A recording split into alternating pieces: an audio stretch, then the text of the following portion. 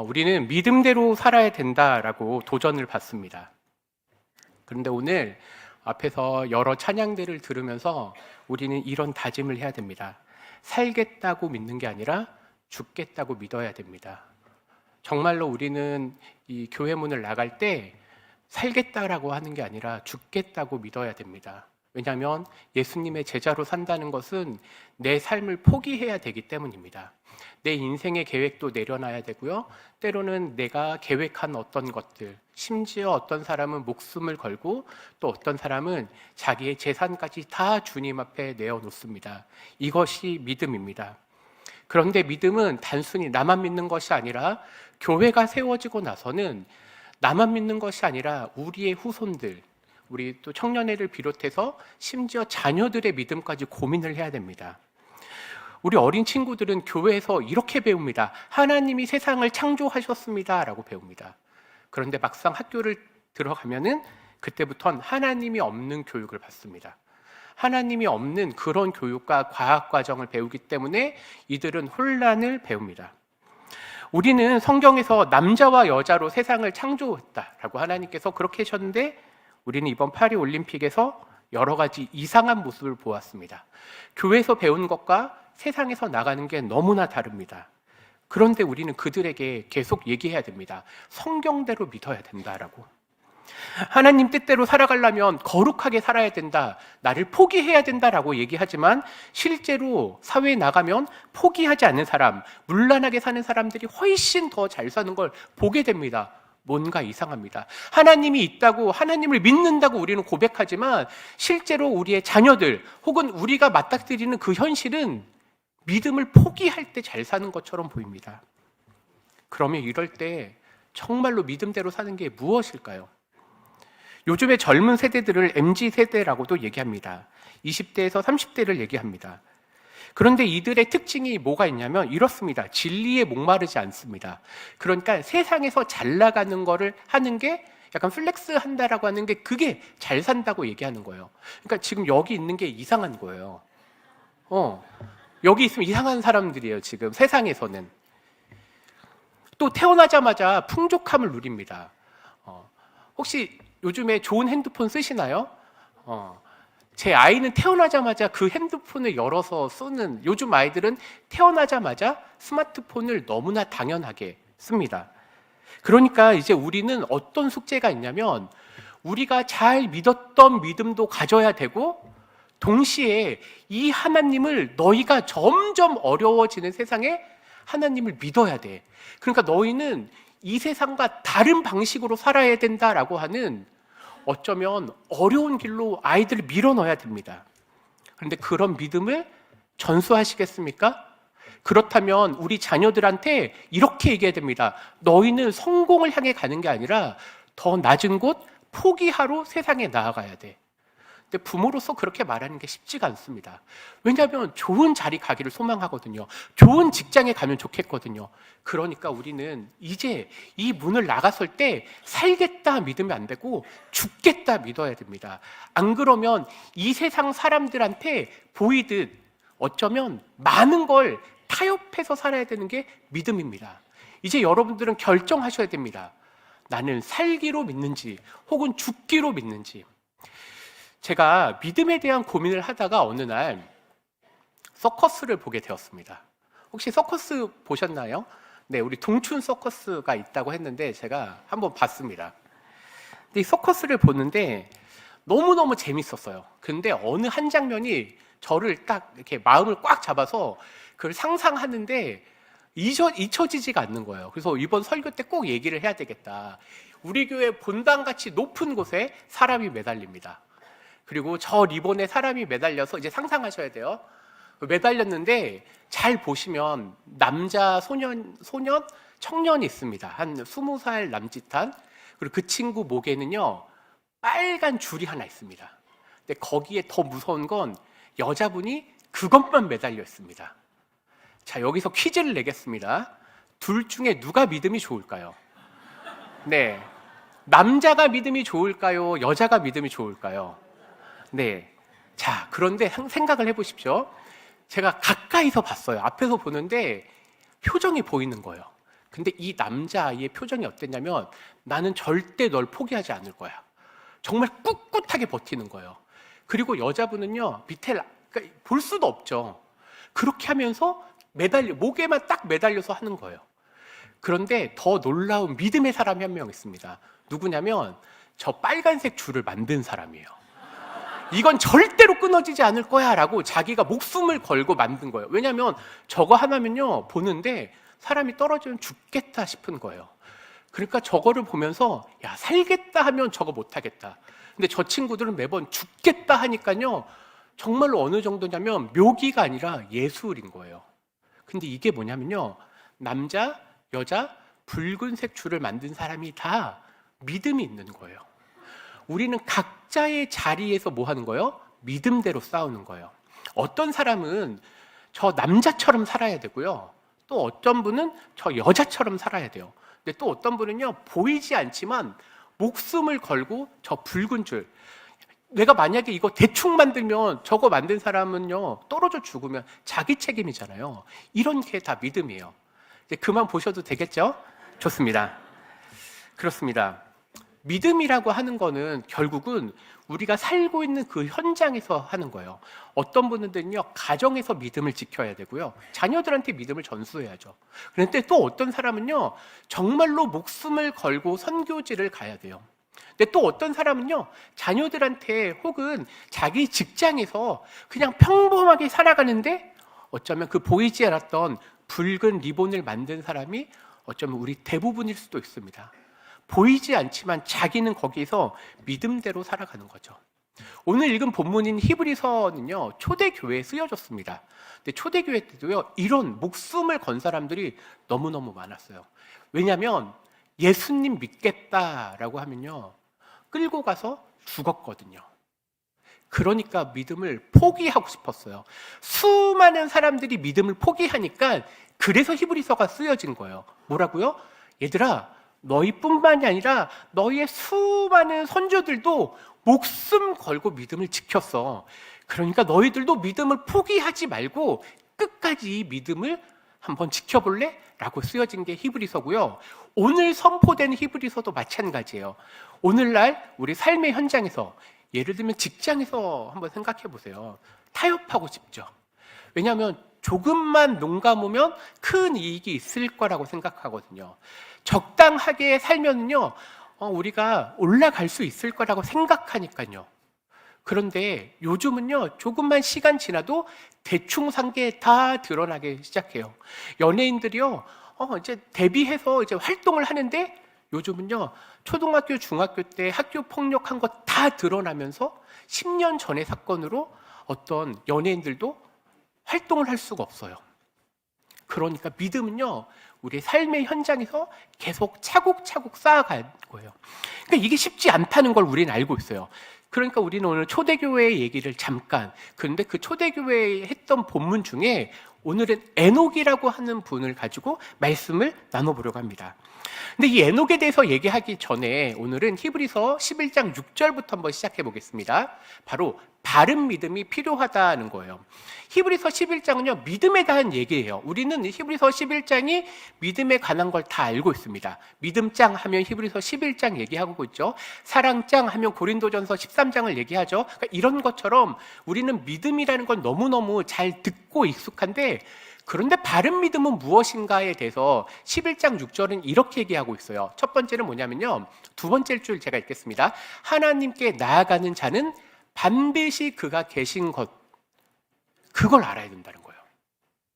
좀 믿음이라고 하면 화려해야 되지 않나요? 뭔가 믿음이면은 죽은 사람을 일으키고 기적을 일으켜야 될 것 같은데, 히브리서에서 말하는 믿음은요, 아주 조그만 것, 뭐예요? 하나님이 계신 걸 믿어야 된다는 거예요. 이게 바로 바른 믿음의 시작점이에요. 그래서 우리의 수많은 신앙의 선조들은요, 하나님을 아는 지식을 강조했습니다. 그러니까 오늘날도 마찬가지예요.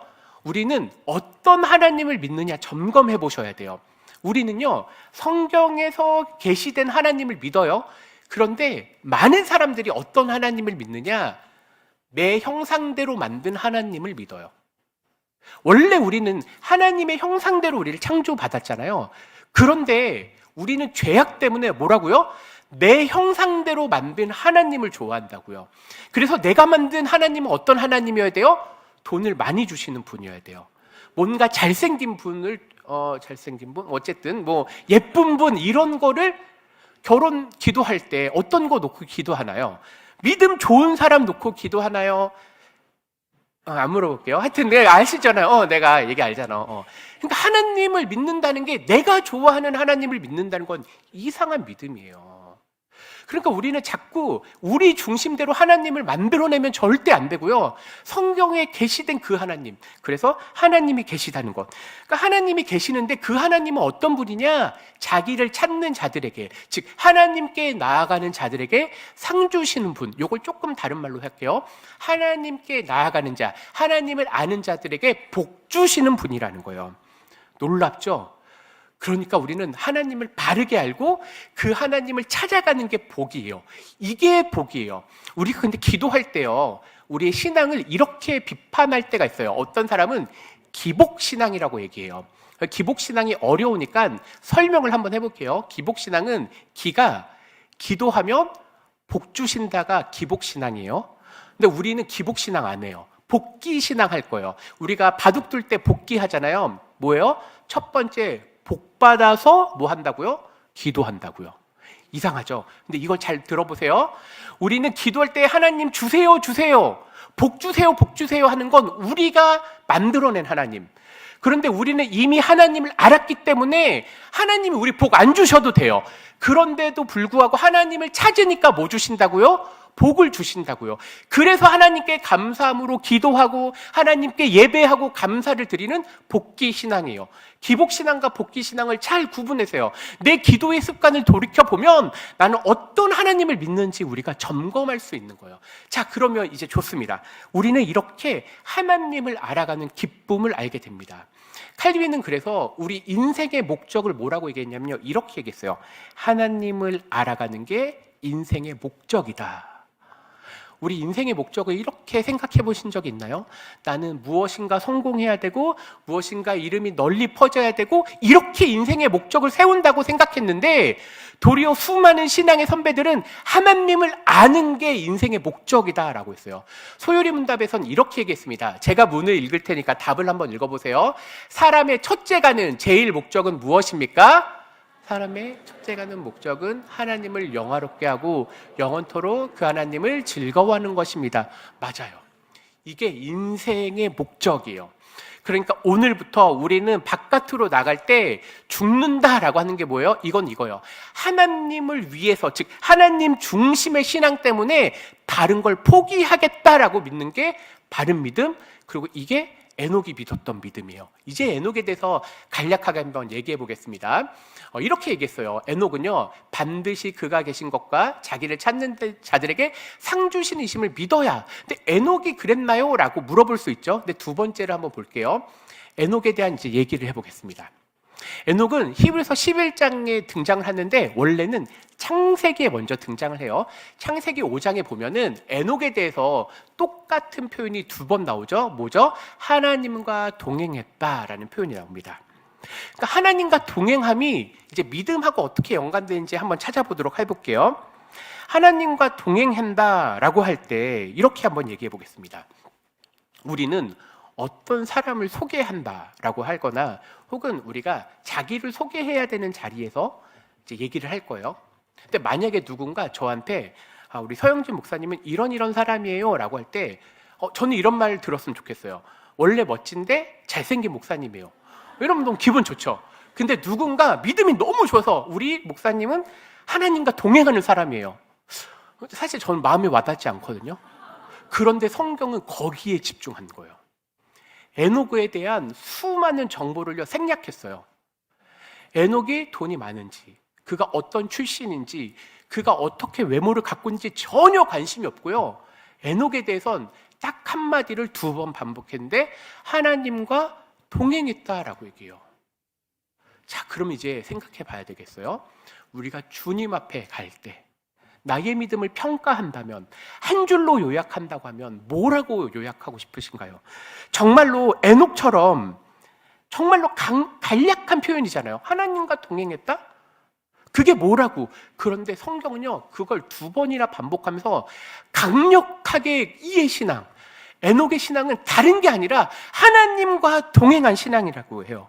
근데 하나님과 동행한다는 게 말은 쉬워요. 근데 실상 우리가 하나님과 동행하는 게 뭐죠? 라고 말하면 조금 뭔가 이렇게 추상적일 수 있을 것 같아서 에녹에 대한 얘기를 또 찾아봤습니다. 유다서에서 에녹에 대해서 얘기하고 있는데 에녹에 대한 걸 쭉 읽어보면 하나님과 동행한다라고 하는 얘기가 많이 등장을 하진 않아요. 그래서 저는 유다서보다 다른 데 본문을 찾아서 에녹이 아마 이렇게 하나님과 동행하지 않았을까 싶습니다.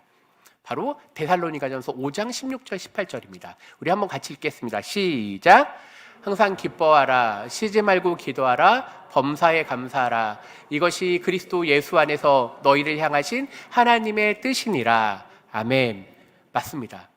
분명 이 본문은 에녹하고 직접 연관이 있는 건 아니에요. 그런데 18절에 보면 하나님 안에서, 예수님 안에서 하나님의 뜻, 바로 그것이 바로 에녹 중심에 있는 하나님을 향한 믿음이었다라고 생각해 봐요.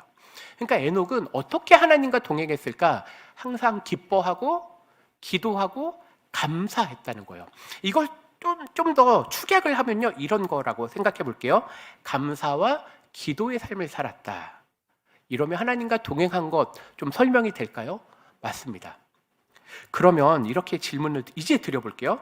나는 가정에서, 직장에서, 학교에서 어떤 상황이든지 감사와 기도를 드릴 수 있을까요?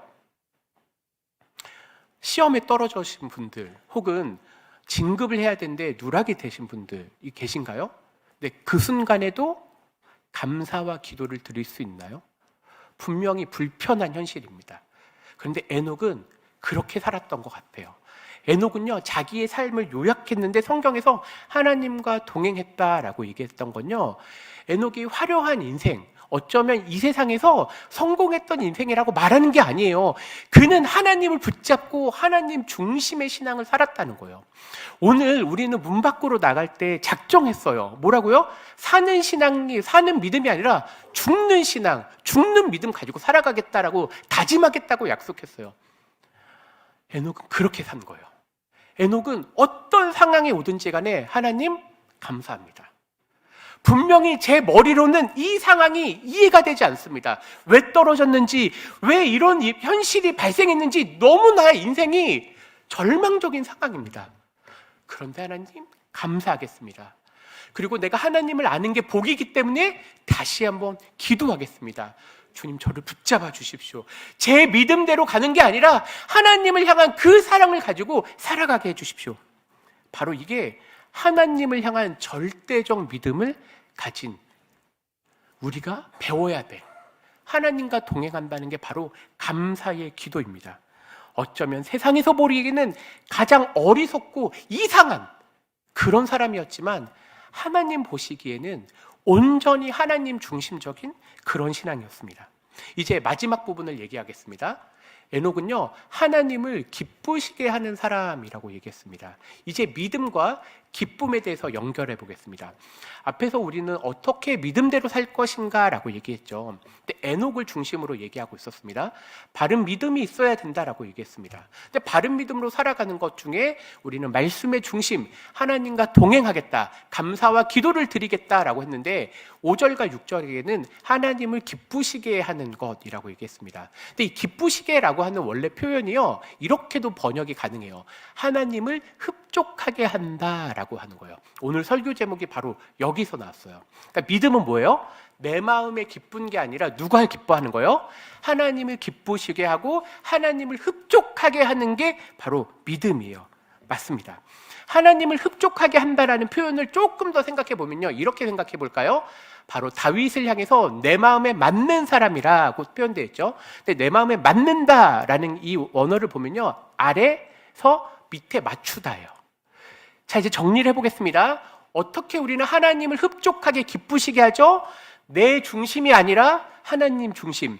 내 삶의 현장은 이상하고 마음대로 되지 않았는데 그럼에도 불구하고 하나님께서 허락하신 거니까 거기에 감사하면서 살겠습니다.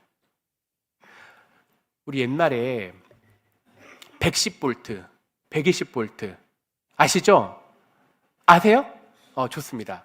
110V는 얇은 거, 네, 220V는 두꺼운 거. 다 요즘 두꺼운 거 쓰시죠? 자, 110V를 220V에 꼽으면 어떻게 돼요?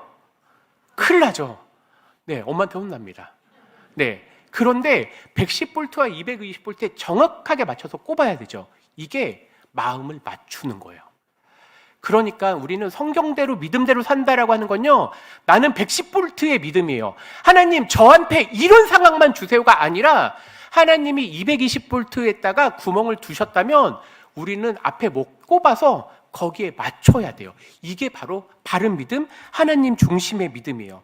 이렇게 사는 게요 쉽지가 않아요. 이렇게 살려면요 나를 포기해야 돼요. 이렇게 살려면요 내 기준을 무너뜨리고 하나님 중심대로. 그러니까 세상에서는 이상하다고 믿어요. 왜 너만 예수쟁이처럼 살아? 나도 교회 열심히 다녀. 그런데 회사에선 이렇게 해야 돼 라고 말할 때 그 말 듣지 마세요. 포기하지 마세요. 끝까지 내가 믿음대로 살겠다고 결단하셔야 돼요. 왜냐면요 거기에서부터 포기가 시작돼요. 그런데 그 순간에 믿음을 붙잡고 가겠다면요 이상하고 손가락질 당하지만 에녹은 그 이상함을 쭉 지나고 나서 이렇게 얘기했습니다. 하나님과 동행한 사람. 우리 목적지가 거기 아닌가요? 맞습니다.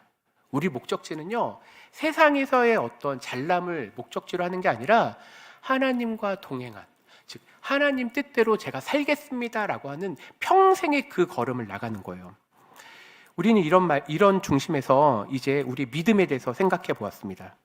히브리서는 초대교회 때부터 지금까지 그리고 오늘날 우리들까지 하나님을 믿는 믿음에 대해서, 즉 하나님을 흡족하게 하는, 하나님한테 맞추는 믿음입니다.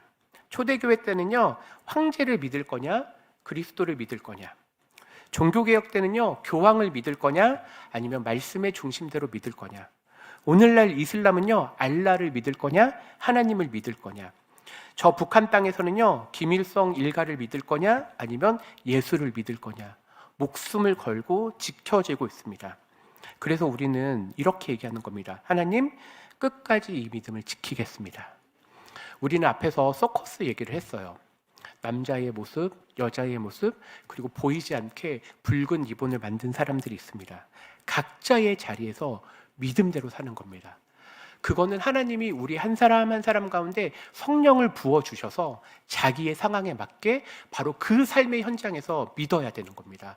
그런데 거기에서 각자의 포기의 모습이 다를 겁니다. 어떤 사람은 시간을 포기해야 되고요. 어떤 사람은 돈을 포기해야 되고요. 어떤 사람은 자녀의 성공까지 내려놓아야 되는 그런 믿음의 순간이 다 다릅니다. 그러나 믿음을 포기하지 마십시오. 그렇다면 분명 하나님을 기쁘시게 하는 믿음, 하나님을 흡족하게 하는 믿음이 오늘 우리가 살아가야 되는 그 믿음의 모습일 줄 믿습니다. 기도하겠습니다.